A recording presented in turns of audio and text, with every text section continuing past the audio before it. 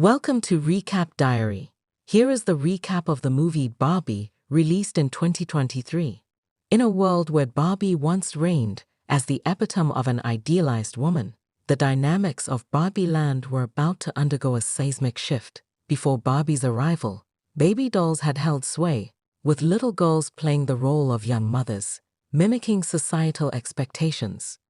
Barbie disrupted the status quo, becoming a symbol of aspiration for young girls, embodying qualities like confidence, success, beauty, and self-sufficiency. She showed that women could be anything they wanted, from doctors and lawyers to singers, princesses, and politicians. One sunny morning in Barbie Land, a Barbie awoke with a radiant smile, ready to embrace the day. After her invisible shower, she adorned herself in a cute baby pink dress and embarked on her daily routine, greeting her fellow Barbies along the way. In this world, Ken counterparts awaited their Barbie counterparts, finding happiness only in their presence. At the fake beach, where Barbies and Kens converged, the atmosphere buzzed with excitement. Barbies and Kens mingled, exchanging pleasantries. However, an incident occurred when one Ken attempted to show off by attempting to surf in the artificial ocean. He was sent crashing down by the solid water, prompting two Barbies. A Ken resembling an Asian Barbie mocked the blunt Ken for his failed attempt, but the injured Ken bravely stepped forward. The situation escalated until an ambulance arrived. Dr. Barbie assured Ken he would be fine as he was taken away for treatment. Later that day, a dance party was in full swing, with Barbies and Kens grooving to the music. Barbie danced with Asian Ken, which incited jealousy in American Ken. He joined the dance, attempting to grab Barbie's attention. Barbie returned with her Barbie group, and Asian Ken showcased his moves with a daring flip. The music halted, and surprised gazes met her inquiry. Ken dropped Barbie off at her dream house. He kissed the air, and Barbie was visibly pleased with the gesture. Ken expressed a desire to stay the night, but Barbie declined, explaining that her dream house was tailored to her preferences, not his. She also hinted at an upcoming after-party with her fellow Barbies. The next morning, Barbie felt less enthusiastic than usual, battling sickness after a night of revelry. She made her way to the rooftop to access her convertible, but ended up tumbling to the ground. Later, at the fake beach, she tried to join the Barbies in a game of volleyball with the Kens. However, her fall, caused by the absence of her high heels. Sitting on a bench, Barbie shared her morning mishaps with the other Barbies. She was embarrassed, but found solace in confiding in her fellow dolls. They suggested that she might be malfunctioning and urged her to meet Weird Barbie. However, stereotypical Barbie revealed that she, too, had been pondering thoughts of death.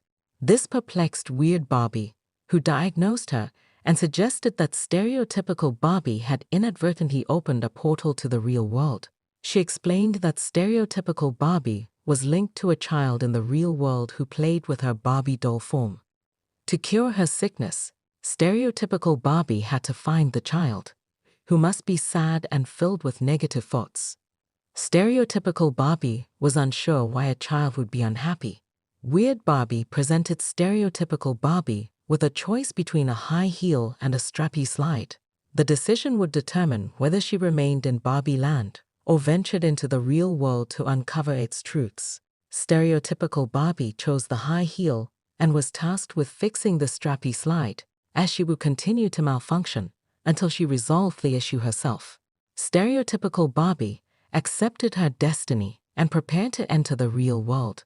Her fellow Barbies and Kens threw a farewell party for her.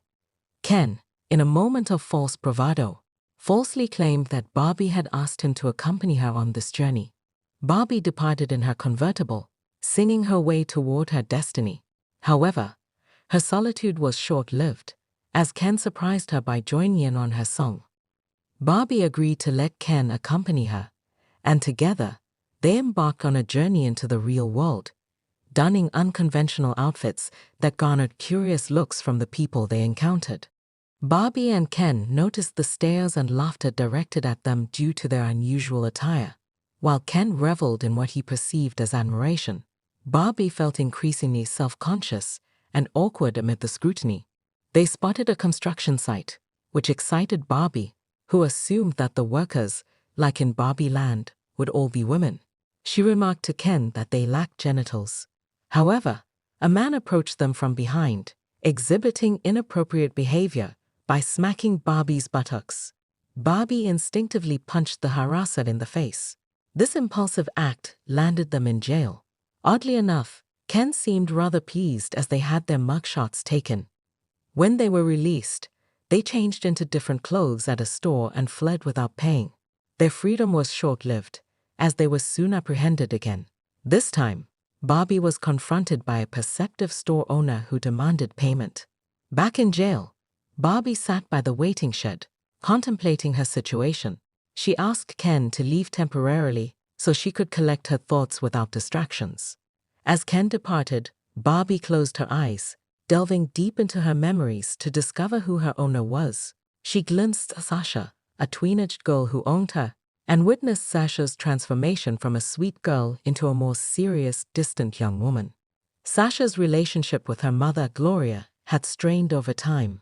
Gloria had rescued Barbie from being thrown away by Sasha. For the first time, Barbie experienced sadness as she saw the rift between Sasha and Gloria.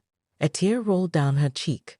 Observing the people around her, Barbie became acutely aware of the diversity and differences among humans in the real world, contrasting sharply with the idealized world she had known in Barbie Land. Meanwhile, Ken explored the city and noticed powerful and confident men in various roles. He saw a group of well-dressed men in suits, one of whom dismissively shrugged off a woman. This observation left Ken astounded, as he perceived men in the real world as dominant and influential. Events were unfolding at the worldwide Mattel headquarters in Los Angeles, California. Aaron Dinkins of Mattel received a call from Dan of the FBI, informing him about Barbie and Ken's presence in the real world. Aaron swiftly conveyed this information to the Mattel CEO and executives who were in the midst of a meeting. Concerned about the potential ramifications, the Mattel CEO ordered a search for Barbie and Ken to bring them back to their world. Back in the real world, Barbie and Ken independently pursued their missions. Barbie headed to Sasha's school, where she spotted Sasha in the cafeteria with her group of friends. Despite a girl's warning, Barbie approached Sasha's friends with a friendly greeting. She introduced herself as Barbie, and Sasha reacted by berating Barbie for perpetuating unrealistic beauty standards that made women insecure. Barbie, emotionally wounded, ran away, her confidence shaken. Ken, on the other hand, went to a library and found books about patriarchy.